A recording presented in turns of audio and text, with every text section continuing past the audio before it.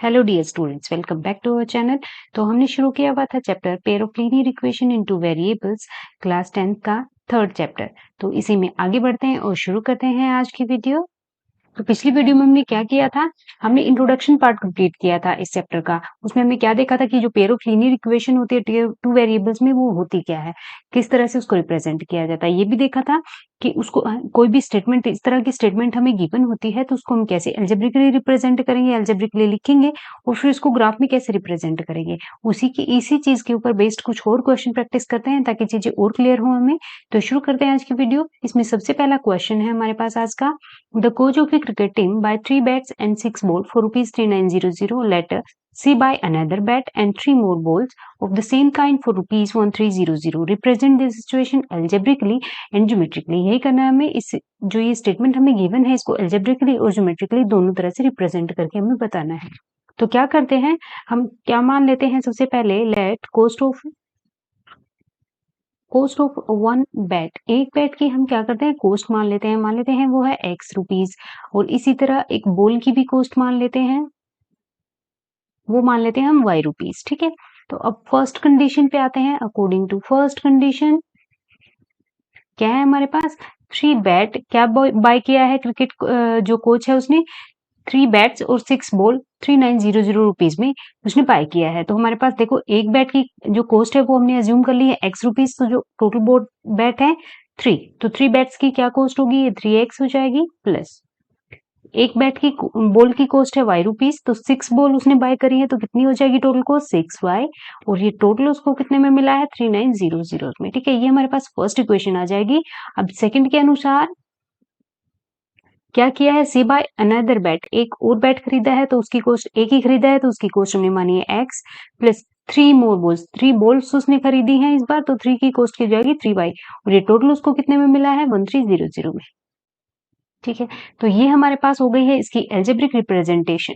ठीक है, पहली कंडीशन जब उसने 3 बॉल बैट्स और 6 बॉल खरीदा है 3900 में, तो ये हमारे पास हो जाता है, क्योंकि एक बैट और एक बॉल की कीमत हमने अकॉर्डिंगली एक्स और वाई एज्यूम कर ली है, तो ये टोटल कॉस्ट हो जाएगी हमारे पास 3x 6y, ये हो जाएगी 3900 में। इसी तरह दूसरी जो कंडीशन गिवन है उसमें क्या किया है, एक बैट खरीदा है और 3 बॉल्स खरीदी है, तो ये हो जाएगी इसके पास x plus 3y, that is 1300 में मिला है उसको 1300। ठीक है, तो ये हमारे पास दोनों कंडीशन हो गई। ये हमें एल्जेब्रिकली जो नोटेशन देनी थी, इसकी एल्जेब्रिकली जो रिप्रेजेंट करना था इस सिचुएशन को, वो हमारे पास आ गया है। अब क्या करते हैं, हम ग्राफ में इसको रिप्रेजेंट करते हैं। तो उसके लिए क्या करते हैं, हम टेबल बना लेते हैं।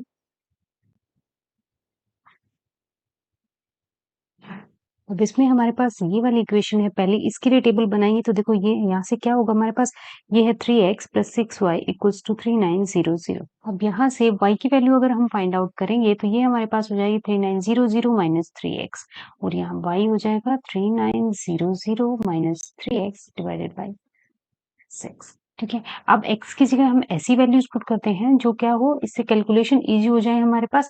जो भी यहाँ आंसर आए वो 6 से पूरा पूरा डिवाइड हो जाए, ताकि जो हमारी रिप्रेजेंटेशन है ग्राफ में वो इजी हो, क्योंकि ये काफी बड़ा नंबर है तो थोड़ा मुश्किल हो जाएगा हमारे लिए। तो ऐसी वैल्यूज हम x की जगह पुट करते हैं। सबसे पहले क्या करते हैं, हम x की जगह अगर 100 पुट करेंगे तो क्या हो जाएगा हमारे पास, ये 600 आ जाएगा। अगर x की जगह 100 पुट करेंगे तो ये हमारे पास 600 आ जाएगा। ठीक है, और अगर x की जगह हम 300 पुट करेंगे, x की जगह 300 पुट करेंगे तो ये 3000 हो जाएगा, और यहाँ से 500 आ जाएगा हमारे पास। ठीक है, और नेक्स्ट x की जगह अगर हम 700 पुट करेंगे तो ये यहाँ से 2100, और यहाँ से हो जाएगा ये हमारे पास 18, ये हो जाएगा हमारे पास 300। ठीक है, ये वैल्यूज पुट करते जाएंगे। अब यही वैल्यूज हमने क्यों रखी है, क्योंकि छोटी वैल्यूज अगर हम रखेंगे तो काफी बड़ी वैल्यू हमें देगा, उसके लिए हमारे लिए ग्राफ पे जो इसको प्लॉट करना थोड़ा मुश्किल हो जाएगा, इसलिए हमने ये बड़ी वैल्यू लिखी है। ठीक है, एक्स की जगह हमने अगर 100 लिखा है तो वाई हमें यहाँ से सोल्व करके 600 मिला है, एक्स को अगर 300 लिखा है तो 500 वाई की वैल्यू हमें मिली है यहाँ से सोल्व करके, और अगर एक्स को 700 लिखा है तो वाई हमें यहाँ से 300 मिला है। ओके, अब नेक्स्ट दूसरी की कंडीशन के लिए टेबल देखते हैं।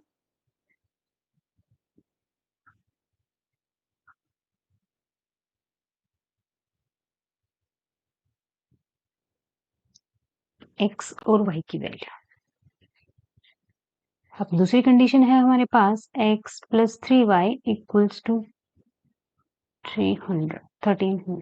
अब यहाँ से अगर y की वैल्यू हम फाइंड आउट करना चाहेंगे तो वो हो जाएगी 1300 माइनस x और y हो जाएगा 1300 माइनस x ऑन में 3।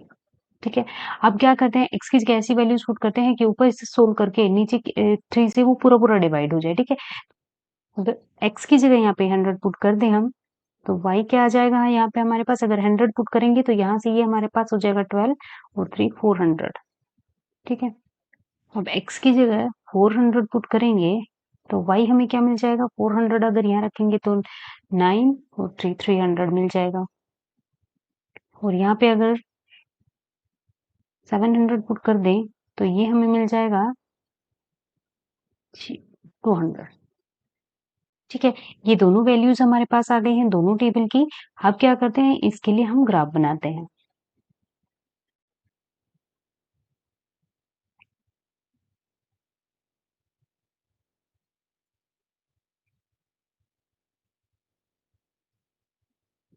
यहाँ पे माइनस में कोई वैल्यू नहीं है हमारे पास, इसलिए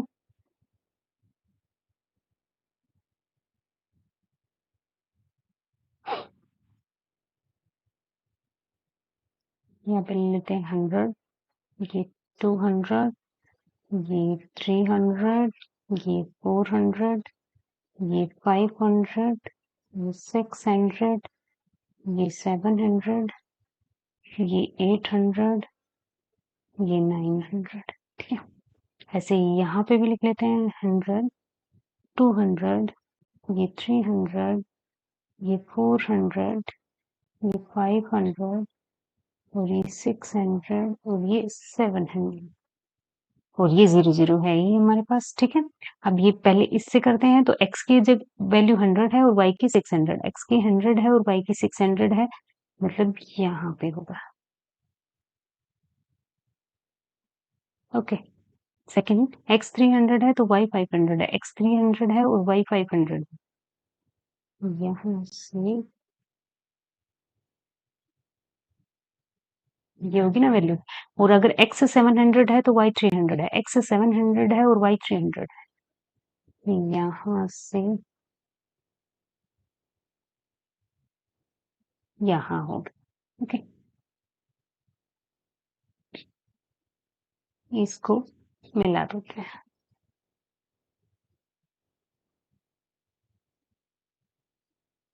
ऐसे। सेकंड के लिए बनाते हैं, x 100 है तो y 400 है, x 100 है तो y 400 है, यहाँ हो जाएगी x 400 है y 300, x 400 है और y 300 है, यहाँ हो जाएगी। और x 700 है y 200 है, x 700 है और y 200 है, यहाँ हो जाएगी। ठीक है। अब इनको भी मिला देते हैं आपस में।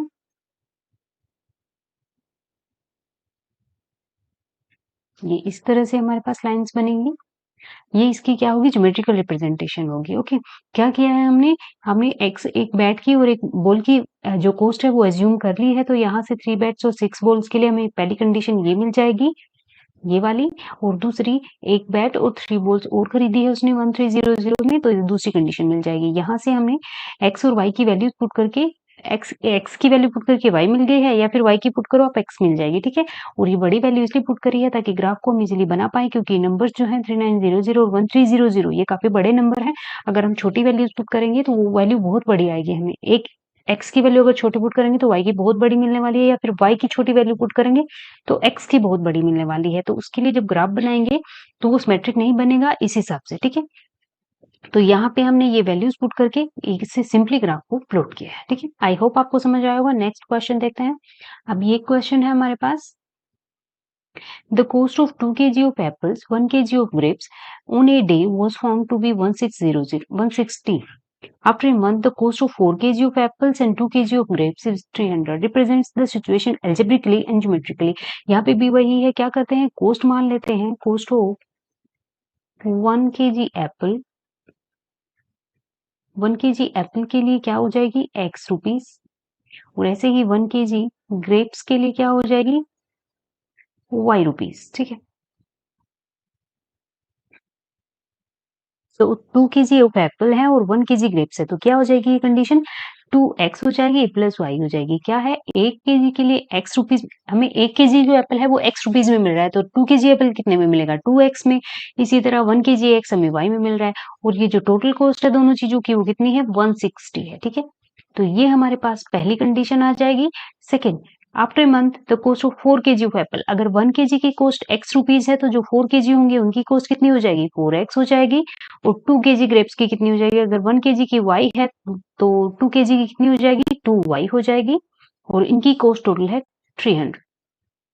ये हमारे पास आ गई है दूसरी कंडीशन। तो ये इसका क्या है? ज्योमेट्रिकल एल्जेब्रिक रिप्रेजेंटेशन है इस सिचुएशन का। इसमें क्या बोला है? 2 केजी एप्पल, 1 केजी ग्रेप्स की टोटल कॉस्ट है 160। इसी तरह 4 केजी एप्पल और 2 केजी ग्रेप्स की कॉस्ट है 300। तो क्या करते हैं, 1 केजी एप्पल की और 1 केजी ग्रेप्स की मान लेते हैं, उसी हिसाब से हमारे पास जो भी सिचुएशन गिवन है उसके हिसाब से हमें दोनों कंडीशन मिल जाएगी। अब इसको क्या करते हैं? ज्योमेट्रिकली रिप्रेजेंट करते हैं, तो उसके लिए वही टेबल बनाते हैं सबसे पहले। एक्स वाई ये पहली कंडीशन के लिए बनाते हैं। तो फर्स्ट कंडीशन से अगर x की वैल्यू फाइंड आउट करेंगे तो ये हो जाएगी 160 माइनस वाई, और x equals to 160 minus Y upon में। ठीक है, अब y की वैल्यू पुट करते हैं। अगर y की वैल्यू मैं 0 पुट कर दूंगी तो x मुझे मिल जाएगा 80। अगर y की जगह थोड़ी बड़ी वैल्यू पुट कर लेते हैं, x की जगह y की जगह अगर मैं 80 पुट कर दूं, y की जगह अगर मैं 80 पुट कर दूंगी तो x मुझे मिल जाएगा 40। इसी तरह अगर y की जगह मैं 60 पुट कर दूं तो x मुझे मिल जाएगा 50। ठीक है, ये हमारे पास फर्स्ट के लिए मिल गई है, इसके लिए। ठीक है, टेबल अब इसके लिए बनाते हैं। तो एक्स वाई, यहां से अगर x की वैल्यू फाइंड आउट करेंगे हम तो क्या मिलेगी? 4x equals to 300 minus 2y, और x equals to 300 minus 2y divide by 4। ठीक है, तो क्या करते हैं इसमें,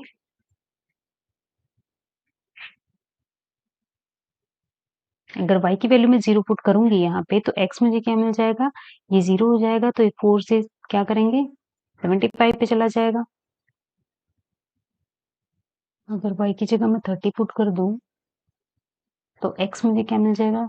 6 टू 40 60 मिल जाएगा।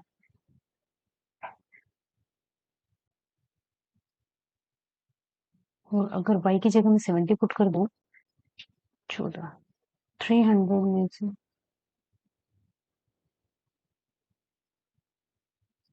ये मुझे 40 मिल जाएगा। ठीक है, तो ये हमें दोनों के लिए क्या मिल गई है? कंडीशन मिल गई है। ये इनकी, ये दोनों के लिए क्या है? एल्जेब्रिक रिप्रेजेंटेशन है, इस सिचुएशन के लिए वो है, और ये दोनों हमने टेबल बनाई है ताकि इसको ग्राफ पे हम रिप्रेजेंट कर पाए अच्छी तरह से। तो इसके लिए हम ग्राफ बना लेते हैं।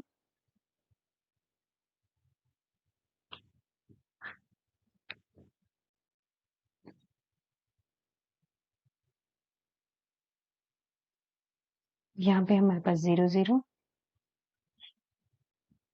20 40 60 80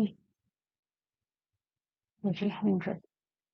इससे ही 20 40 60 80 और ये 100।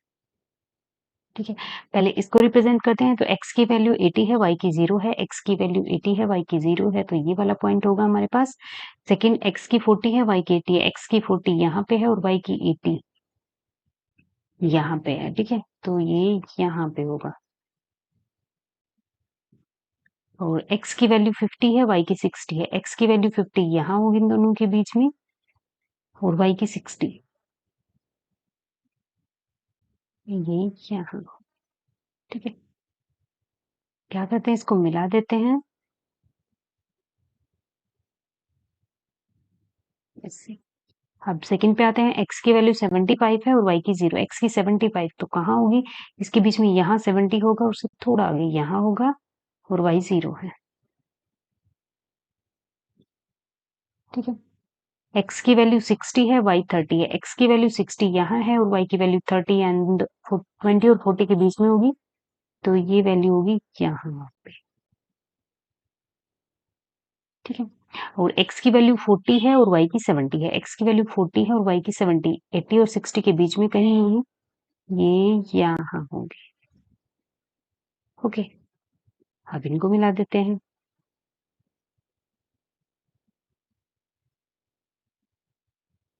तो इसकी जो ज्योमेट्रिकल रिप्रेजेंटेशन होगी उसमें हमें इस तरह से पैरेलल लाइंस मिलेंगी, ठीक है।